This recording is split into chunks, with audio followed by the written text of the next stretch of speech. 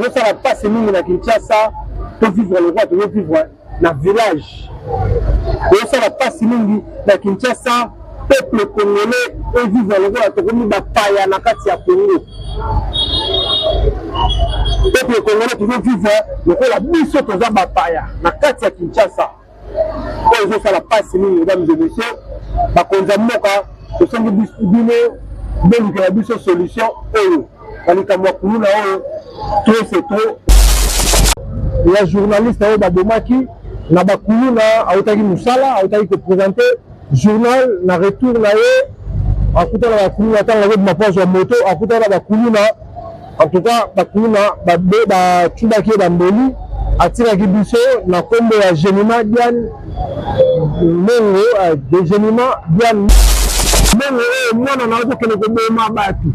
Mbongo mwana na wazo kene kokale batu na nzela ayeli mbongo ndini elia oli pesi mbongo wale za rezo itate oli mwana na sala kate na ndini ayela ko ba iPhone ayela ko ba mbongo zela ko ba saki ba bilamba ba pantalon et puis les gens d'accord ça pourtant yeba ke mwana nanga azana société mo sala kate balobi Kin France Télévision ne makam oza bezuta ba film bien otala ba émission bien Kin France Télévision ne makam chaîne moko ya kanda aïe aïe aïe balobi so toloba minte musala ne makam abonnez massivement la chaîne France Kin TV et pas Yannick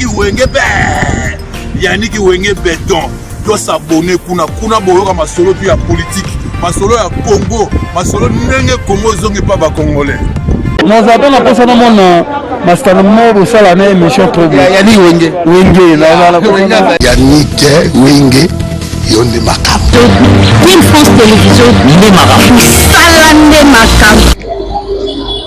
Voilà, mesdames et messieurs, bonjour et bonsoir. Vous êtes connectés sur Kin France Télévision, mère chaîne d'actualité, la chaîne qui vous informe à chaque moment. Parce que vous informer, c'est notre souci majeur, mesdames et messieurs. Bienvenue dans cette émission. Et toi, pour la la biso, mesdames et messieurs, on va essayer un peu de parler, la situation, il y a pas de et voilà qui ça, ça la passe mingi, les autres ça passe, bah Congolais, bah comment la insécurité na katia Kinshasa, na katia Congo, bah Congolais, bah je vivre na insécurité à Makassi. On va essayer un peu de parler de ça tout au long de cette émission. Et ben tout la foule d'ici, il y a Johannesburg, votez massivement.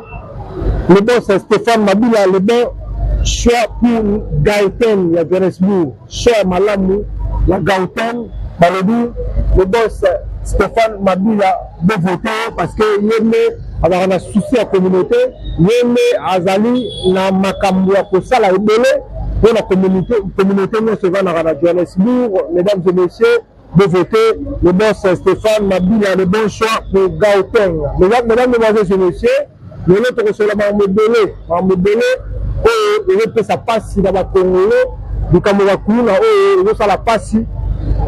Yango to remet un peu pour les relations yango.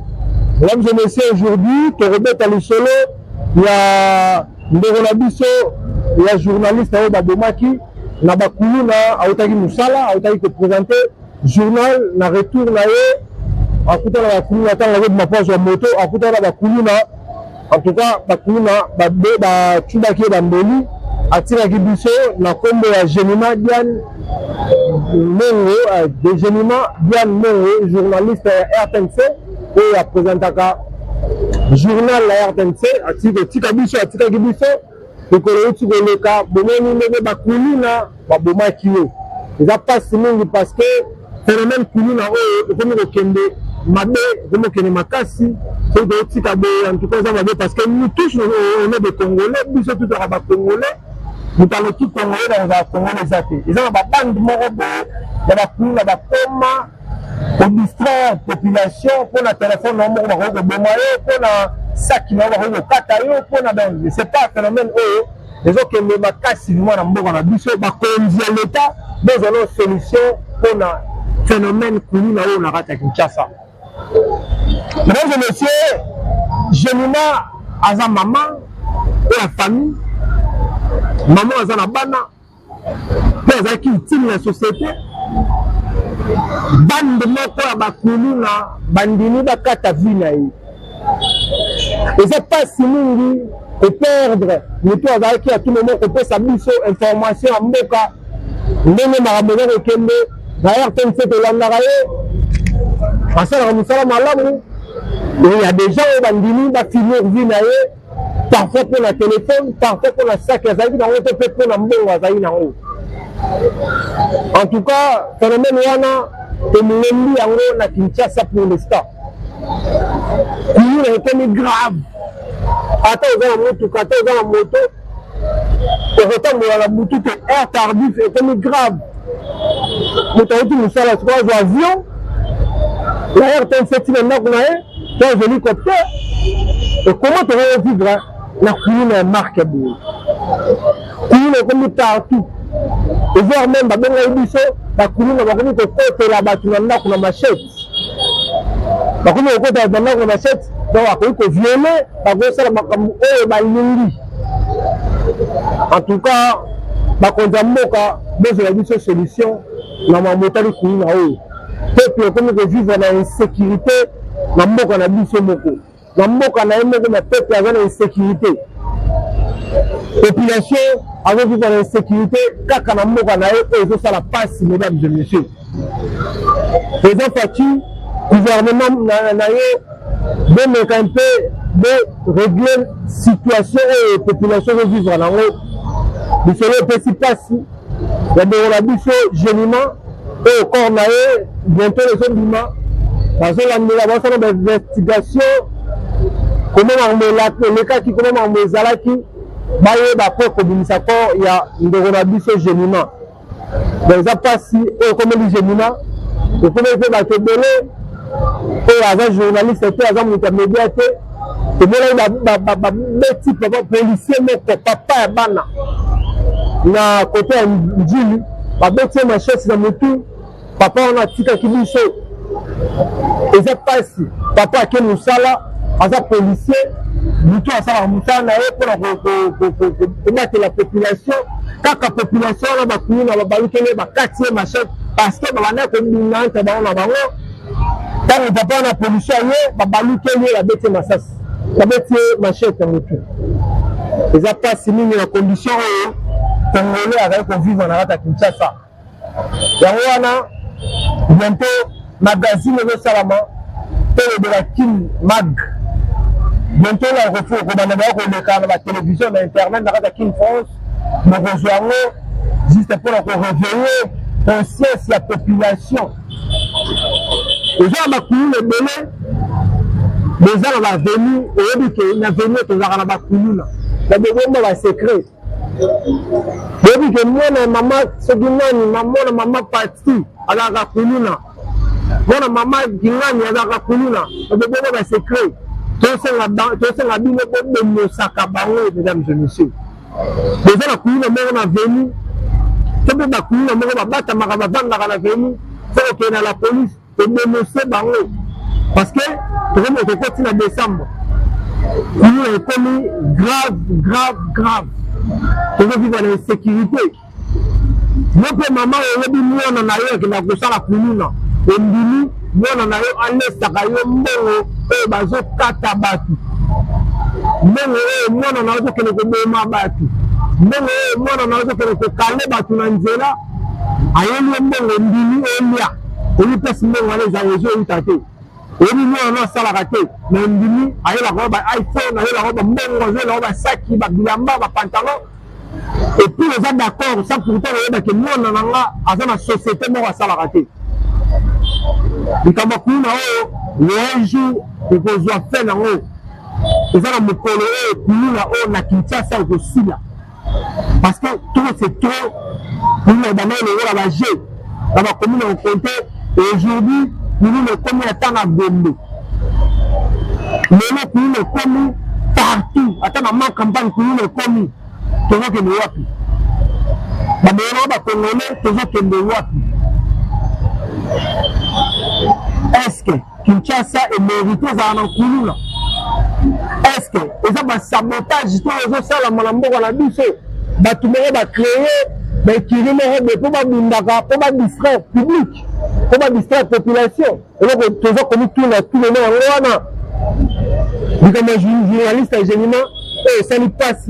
Maman Tiki, maman Tiki, maman Tiki, d'activité, pour un individu, bakulu soi-disant. Et là, on a 18 ans, 19 ans, 20 ans, 17 ans. Mais nous, on a connu les arabes et ils wapi. Ils ont sabotage, ils ont sabotage du gouvernement en place, les amis.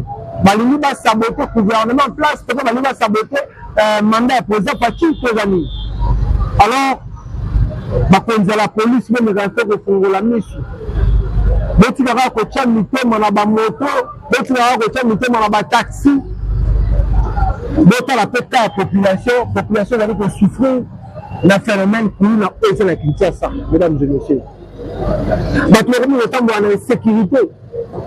Maintenant qu'on vit dans l'insécurité parce que il y a aussi le coup là on va côté la batunanda. Pour comme nous sommes les attaques ba ko violer, ba ko sala ba sabotage na ndaku, et je sala passe. Bakulu na la bas sabotage na ba palais en bateau. Ceux qui ba côté le la boutique ba boutique porte ba côté la police ça on arrêté. Là aussi place mais on a bakulu zo bunda ma police za pembeni. Kulu na zo bunda ma liboso ya conteneur à la police mais intervention mo côté zo salama. Et ça la passe population qui vivre na insécurité à Makasi. Ceux qui ont dit si je wana ya relebe la parce que tout le monde est à Kinshasa, comme on voit place. Tout le monde est à Kinshasa, et comme on voit place. Alors que sommes la jeunesse congolaise, donc les messieurs d'armes. Bateau de gens dans la venue, mais que la venue n'a pas mais la Kingana n'a pas mais la Kingana a qu'elle a donc les messieurs d'armes, parce que Bako signe sa bouche au Bakinois. Biso bakinois toza na droit ya vivre malamu na kati ya Kinshasa. Nous les Kinois, mesdames et messieurs, toza mérité de vivre malamu na Congo, pe na Kinshasa. Alors, ils ont passé par rapport à Makambo et Kende, ils ont ça la passe, mesdames et messieurs. Makambo Koulouna, phénomène Koulouna, ils ont ça la passe. Monsieur Makambo qui opéré dans la moto, la mutu azotambola lokola mutu ye azosala lokola mutu moto lokola manene azosala aza na bato atia na bakwe soki amemi ye nzela moko de kuna bake koboma ye kuna bake kokata ye kuna bake betela ye telefone ekomi baje voire même ya bataximen amemi bino ayebi ke nzela oyo wana bato nango batelemaka kuna soki na freme wana nasala wana bongisa bakuna bakoya bakokanga bino babotela bino ya biloko phénomène wana ekomi makasi na Kinshasa. Alors tosengeli bakonzi ya mboka bomeka mpe kozela biso solution ya likambo etali kuluna na Kinshasa. Bakonzi ya mboka bomeka arrange na likambo oyo ezosala population pasi. La population ezovanda lisusu na esengo te na kimia te ndeko naovanda kala. Population azovivre na insécurité ekoti na décembre. Chef à la police na équipe na ngo bimba en tout cas otalaka ya bakulu na oyo eza pasi. Mesdames et messieurs, on va essayer un peu ko lakisa bino ba vidéo oyo ya maman na biso Jemima oyo bakulu na boma qui est sur 24 journalistes a outa ko sala émission na retour parce qu'on entend ça la journal à 23h. Wana et comment insécurité na Kinshasa. Wana bakulu na wazwa place. Wana 23h minuit na Kinshasa. Tout na tout le point nyonso. Ozo sala passe mingi bande on a biso bazobimisa la ville bango likolo bandi ya bakulu na. Alors ozo sala passe mingi. Alors ozo sala passe mingi na Kinshasa. Pour vivre le roi de vivre dans le village. Et ça va pas si mingi na Kinshasa, peuple congolais et vivre le roi de la paille na kati ya Congo. Peuple congolais toujours vivre le roi la biso toza ba paille na kati ya Kinshasa. Pour ça la passe mingi mesdames et messieurs, ba konza moka to sengi bino donc la biso solution oyo. balikamwa kuluna oyo trop c'est trop ekomi ebele ekomi trop eleki koleka oyo ezosala passe mingi mesdames et messieurs. En tout cas merci beaucoup na confiance mpe fidélité bosalaka biso boyebi King France toyaka mpona kopesa bino bainformation mpona kolobela sur tosala analyse pe toya makambo ezoleka na mboka na biso Congo parce que Congo eza mboka na biso nyonso. Congo eza mboka na ye congolais mboka na ngai mboka ya biso tu soki likambo moko ezali on peut venir aussi mpona kodénoncer nde toyaki awa mpona kodénoncer likambo ya bakuluna oyo parce que kotika bakuluna bazala l'aise eza kotia population en danger oyo ovanda na Kinshasa.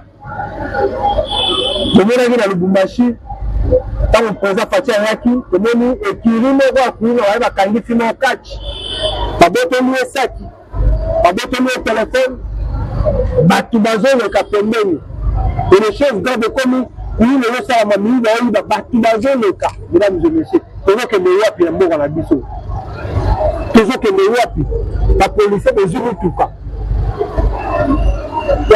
ministre Constant Mutamba asala effort policier azala na mituka wana mpona kolanda bacivile mpona kokanga babongolo miso ya bakinoa alors bosala mosala mituka wana ezaka mpona bato moto te mituka wana ezaka te mpona kokanga baketch te bato transport te mituka wana eza mpona kosala mosala mesdames et messieurs. En tout cas lelo sujet toyei mpe tosolola yango na bino yango wana numero na biso eza bobenga biso bosabone mpe so mbala liboso otala biso partout na monde entier place ozali soki na osabona te sabone na King France Télévision aimer soki partager bacommentaire na bino nde esalaka biso bino ntango boosala bacommentaire nde toyeba ke mosala ezosalama mesdames et messieurs esala biso malamu mingi. Merci beaucoup chers téléspectateurs, nous sommes arrivés à la fin de cette émission sur la Congo, émission sur la kaka makambo etali mboka na biso toyaka soki actualité eza toyaka tosolola yango na bino bacongolais. Merci la fidélité et confiance bosala biso pardon ezalaki ya bino yani koye moto atonda na kati na kibo nzambe. Merci beaucoup na confiance bosalaka biso chaque jour. Aimez, partagez, s'abonner et ça malamu bozala malamu bozala pe pro kaka nde nayebisi bino solo la King donc pour solo la King magazine bientôt zoya otokolakisa bino tous les 4 coins ya Kinshasa ndenge population zo vivre ndenge population zo traverser tokosala effort tolakisa bino tokomi na suka kimia balobi King France Télévision nde makambo oza besoin otala bafilme ya bien otala baémission ya bien King France Télévision nde makambo chaîne moko ya kanda Aïe balobi biso toloba mingi te mosala nde makambo. Abonnez massivement la chaîne France King TV et pas Yannick Wenge Béton doit s'abonner kuna boyoka masolo puis ya politique masolo ya Congo masolo ndenge Congo zonge pas ba congolais nous avons la personne mon mastan mo bosala na émission trop bien Yannick Wenge Yannick Wenge yonde makambo King France Télévision nde makambo mosala nde makambo.